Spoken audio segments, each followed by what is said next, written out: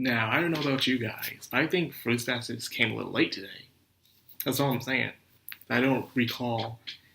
Yeah, it didn't come out. I don't know if it came out really late at night or it just came out like freaking today in the morning. Because I was waiting yesterday, like just waiting all the way up to like 7 o'clock to see if it would show up. Never did. Never did. And then I got home from work today and here it is. So I guess I'm reviewing two anime today. So I guess there's a bonus for you guys, so enjoy. Without further ado, let's get into this review of Fruits Baskets. And I gotta say, yes, Kagura is one of my favorites. She is my favorite. But, Hudo, freaking Honda, he is the best. He's not the best. The best boy for me is his characteristics. You expect him to be this cool, tall, awesome dude who's like a freaking adult. But technically, the dude is still in middle school, for God's sakes. And he's looking all cool, like about to go to the club, and then all of a sudden, he's riding a bicycle. The guy has the poor sense of direction. He gets lost, and he's very space-minded. Space cadet, you would say. He not much go on in there. He does wonders a lot. So he is extremely hilarious with the way he reacts with the other characters, especially Kyo and Yuki. And especially with his flipping of a coin of his dark and light side. It's just a tight episode. It made it hilarious. And plus, even Kyo himself made the episode amazing as well. But it was mainly Honda himself. He was just all over the place, you know. He started off as cool, but he get awkward. He just wanted to challenge Kyo. And then out of nowhere, it was just like this. He just flipped the switch, went in dark mode, and then showed how he was just intimidating, trying to just poke people out, just get under Kyo's skin, even to the point where he was trying to get a little lovey-dovey with Yuki. Like, oh my god, this dude. He's a treat. He's a treat to behold on the show. And that's the thing I do like.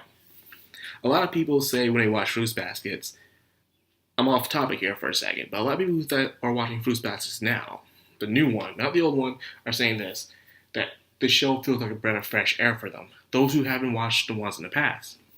And here's the reason why. If you haven't noticed, a lot of shoujo manga has not been animated lately. There's a lot of shoujo manga out there that's still being animated, and some really good ones. Even ones I'm reading right now. One about a girl who's a little thick and she falls in love. One about a girl who's really short and she falls in love. There's a lot of good shoujos out there. A lot of them. But unfortunately, in today's age, a lot of them don't get animated. And it really sucks. There's even an entire category and even magazine production for them called, one of the most popular ones right next to Shonen Jump is Shoujo Beat. You know, there was one for the guys and there was one for the girls. And Shoujo Beat was a very, very popular one. You know, right up there with Shonen Jump. But recently, you haven't heard anything from Shoujo Beat a lot lately. Heck, I don't even see their magazines anymore. So it sucks. So for those who feel like the breath of fresh air is because there have been a lot of shoujo being made lately. Not a lot of good shoujo. Like Madhouse did do that one of My Love Story, and that was good. That was a good shoujo, but not a lot of very popular ones. Really good shoujos back in the day. The ones with the big eyes, the nice taste of fashion, the constantly changing, the reverse harems, all that good stuff. They're just gone, and hopefully, if Fruits Baskets is very successful, we'll be able to get ourselves more shoujo like this. You know, shoujo from way back then being remade. I would love Shibo Chara to be remade, if that's the case. But I'm getting off topic here. Let's get back on what really happened. This episode, of course, every time you see a Zodiac family member shows up, they show a piece of their backstory and who they are as a character. For Hodo's case, he is a space cadet, but at the same time, he had his inner ignorant feelings. He can't blame others for his problems, you know, because everyone pretty much goes off their life, and the Zoan family based off the Zodiacs. And legend goes, if you ever watch Zodiac Wars that came out back in 2018, I want to say, or 2017, I want to say 18. But during Zodiac Wars is when you had the mouse who won the Zodiac War fight by using the cow as self-destruction to destroy the rabbit. In the original Zodiac, the rat uses the cow in order to win, in order to be there first at the banquet. So as the legend goes. Because of that, a lot of people see the cow as a joke. Like, you let the rat use you. And because of that, it became a laughing stock. However, in some other stories I have read as well, it was more like the rat and the cow were more like close friends. And the cow didn't mind having the rat ride on his back. That's what another legend goes as. So there's many perspectives and opinions on the matter. So I guess that's how it went. It went from the boy seeing the perspective as blaming Yuki for all his problems to stop blaming everybody else and take responsibility for your own actions and accept who you are and improve on yourself through that manner. That's one way you can go about it. But because of that, it's the reason why he changed his perspective on Yuki and became a very special person now.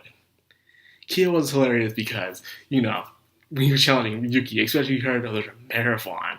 How do you not know there's a marathon the next day? Like, when you heard that marathon, you mean like a race? You mean like a competition? He was just fired up the entire episode.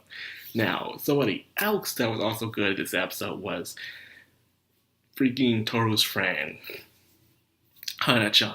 Hana-chan, the girl who can use waves and stuff and curse people. She was just, like, right when the race started, she was like, woe is me. I can't run no more. I'm so tired. Go on without me, Toru. It's just, oh my god, I miss this. I really do. You just don't see stuff like this anymore in anime, and they're bringing it back. It might inspire other people to make more anime like this, but in their own way. Back on topic again. But anyways, of course, Yuki had a fever, but it was just him having a fever. And of course, Yuki and Kyo are starting to find out their feelings, their a little affection for Toru. Kyo started when he was fighting Honda, and he was like a little bit of this, a little bit of that, and then he understood what's going on, but for some reason it ticked him off. Meaning he didn't like that, he wanted to Toru like that in a way, and he was staring at Toru. Then as for Yuki, it was when she called him by his name, and because of that, it turned him into a rat. So they might not know it just yet, but the boys are starting to feel a little bit of affection towards Toru. So it's a matter of time before something happens. And the next episode is a Valentine's Day episode, so who knows what might happen here. I am expecting a little certain someone to show up too. I'm looking forward to that. So anyway, that is Fruits Baskets for this week. Hilarious, it was a treat. Love seeing the cow. He was just a freaking treat, man. I love him very much. Definitely put a smile on my face, especially after a hard day's work. So anyway, if you enjoyed Fruits Baskets in this episode of the week, and you love my comment, help me out by liking, commenting, and of course, subscribing to the channel. Because I'm starting to, I probably will just take this seriously and actually gain my subscribers up faster by having you guys help me out. I would much appreciate it too, and I'll try to do more of those must watch and must read. I have not done those in a long time, and I need to get back on that. So yeah, thank you for watching this video, and I hope you guys have a good day. Madcrownxox, sign out.